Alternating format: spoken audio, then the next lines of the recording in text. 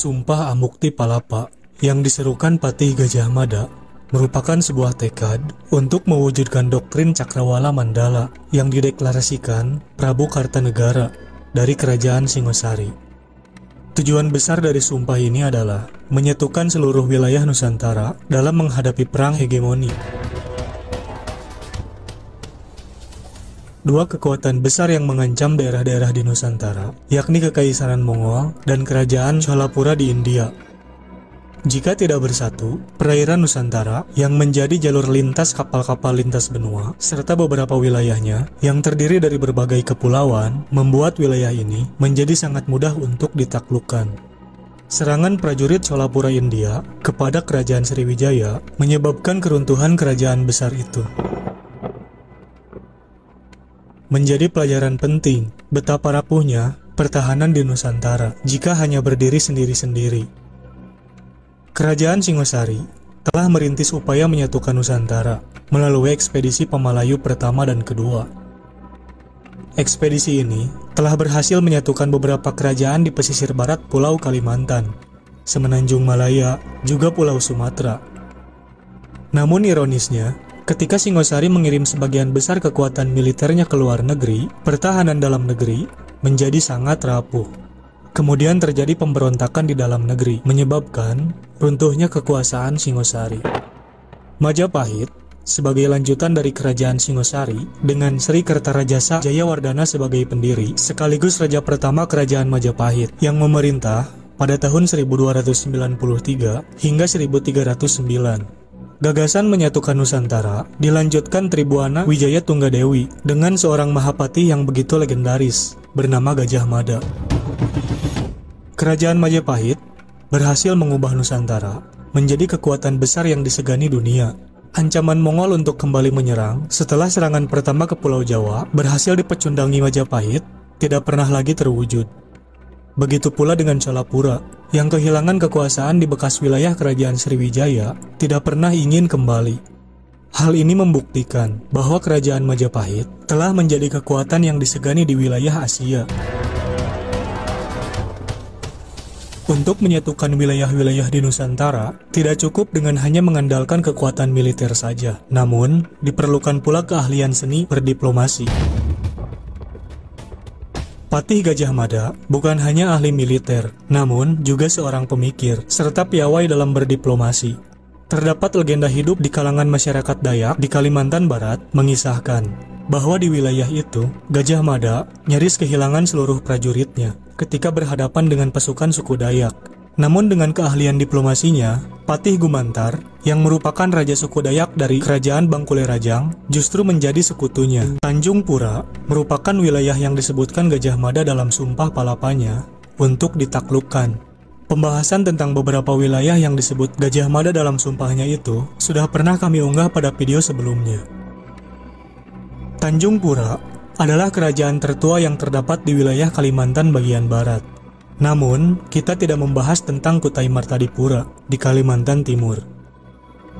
Kerajaan Tanjung Pura telah berdiri sejak abad ke-8. Awalnya, kerajaan ini adalah bagian dari Kerajaan Sriwijaya, Sumatera, di bawah pemerintahan bangsa Melayu. Namun, pasca keruntuhan Sriwijaya, Tanjung Pura menjadi bawahan Kerajaan Singosari di masa pemerintahan Prabu Kertanegara. Pada masa ketika menjadi bawahan Kediri, Tanjung Pura bernama Bakula Pura. Dalam bahasa Sanskerta, Bakula berarti Tanjung. Namun, pasca runtuhnya Kerajaan Singosari, Tanjung Pura menjadi sebuah kerajaan yang otonom. Tanjung Pura sendiri berpusat di negeri baru, yang juga disebut Tanah Kayong atau Ketapang saat ini. Namun dalam sejarahnya, beberapa kali Tanjung Pura pernah memindahkan pusat pemerintahannya untuk menghindari serangan perompak bajak laut dan kerajaan-kerajaan lain. Tanjung Pura merupakan salah satu dari banyak kerajaan yang terdapat di Pulau Kalimantan. Ketika Gajah Mada menyebutkan Tanjung Pura sebagai salah satu wilayah yang akan ditaklukkan dalam sumpahnya, yang dia maksudkan itu adalah seluruh Pulau Kalimantan. Tanjung Pura atau juga Tanjung Negara adalah sebutan Pulau Kalimantan pada masa Majapahit. Negara Kertagama mencatat negara-negara di Nusa Tanjung Negara di antaranya Sambas, Kapuas, Katingan, Sampit, Kutalingga, Kutawaringin, Lawai, Kandangan, Landa, Samedang, Tirem, Sedu, Barune, Kaukah, Saludung, Solot, Pasir Barito, Sawaku, Tabalung, Tanjung Kutei, dan Malano adalah yang terpenting dari negara-negara di Nusa Tanjung Pura. Tampaknya, Kerajaan Tanjung Pura membawahi kerajaan-kerajaan lain yang disebutkan dalam naskah Kertagama tersebut. Jika telah menundukkan Tanjung Pura, maka dengan sendirinya, kerajaan-kerajaan di bawahnya pun ikut tunduk. Ada dua kerajaan Dayak yang tidak tercatat dalam negara Kertagama, yakni Kerajaan Nansarunei di Amuntai, Kalimantan Selatan, dan Kerajaan Bahanapura di Mempawah, Kalimantan Barat. Tidak tercatatnya kedua kerajaan ini, kemungkinan karena keduanya tidak tunduk pada Kerajaan Tanjung Pura. Pembahasan ini akan menyorot riwayat kedua kerajaan tersebut ketika berinteraksi dengan pasukan Kerajaan Majapahit. Menundukkan Tanjung Pura bukan hal sulit bagi Majapahit, sebab kerajaan itu pernah menjadi bagian dari kekuasaan Singosari pada masa pemerintahan Prabu Kertanegara. Perkawinan antar bangsawan dari kedua kerajaan itu kemudian melahirkan berbagai bangsawan berdarah campuran. Maka, tidak diperlukan operasi militer untuk menundukkan Tanjung Pura, cukup dengan cara diplomasi. Namun, operasi militer tetap dilancarkan terhadap beberapa wilayah yang tidak tunduk pada Tanjung Pura untuk menaklukkannya. Majapahit memilih Tanjung Pura sebagai pusat pangkalan armada militernya, juga sebagai ibu kota bagi kerajaan-kerajaan taklukan Majapahit di pulau tersebut. Namun, dalam perkembangan selanjutnya, Pulau Kalimantan dibagi menjadi 3 mandala atau 3 wilayah. Di antaranya, Mandala Tanjung Pura atau Sukadana untuk wilayah barat, Mandala Borneo atau Brunei untuk wilayah utara, Mandala Nusa Kencana atau Banjarmasin untuk wilayah selatan. Menurut Profesor Slamet Mulyana, penaklukan kerajaan-kerajaan lain oleh Majapahit tidak sama dengan pengertian kolonialisme pada abad modern. Majapahit tidak memeras kerajaan-kerajaan taklukannya untuk mendapatkan komoditas dan upeti secara berlebihan. Upeti hanya berlaku sebagai syarat pengakuan terhadap kekuasaan Majapahit.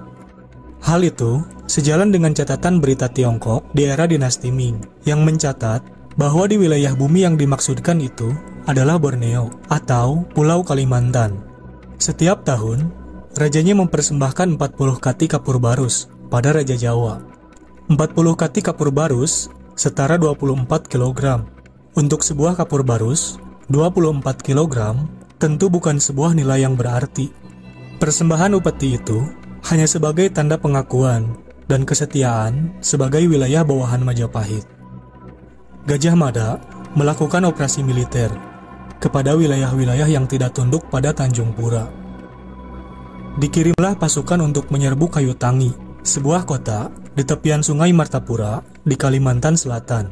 Sebelum mendapat serbuan dari pasukan Majapahit, menurut Ciliriwut, Kayutangi merupakan pusat kehidupan sosial dan politik suku Dayak. Wilayah ini sebenarnya masih termasuk dalam bagian kekuasaan Tanjung Pura. Namun tampaknya tidak mau tunduk kepada Tanjung Pura, sehingga menjadi sasaran pertama serbuan pasukan Majapahit melalui operasi militer. Dengan ini, pasukan Majapahit berhasil menguasai wilayah Kayutangi. Akibat serbuan itu, orang-orang Dayak menyingkir dari wilayah tersebut.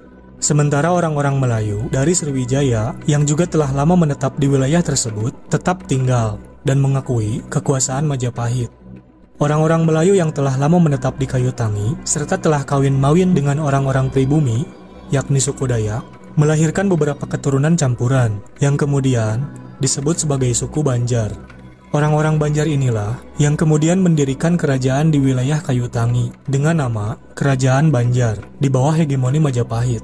Dengan diserbunya Kayutangi oleh pasukan Majapahit, membuat suku Dayak berlarian ke pedalaman.